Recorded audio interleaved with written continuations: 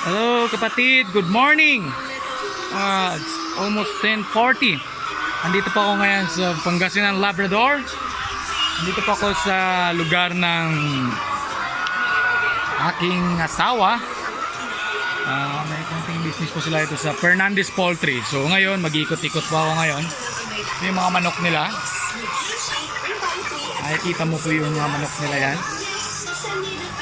So bali mamaya po mamulog po ako ng itlog. May mga itlog na po yan. Kaya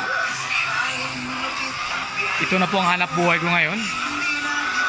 Bali arawan po ang sweldo ko habang walang kita. Yan. So mamaya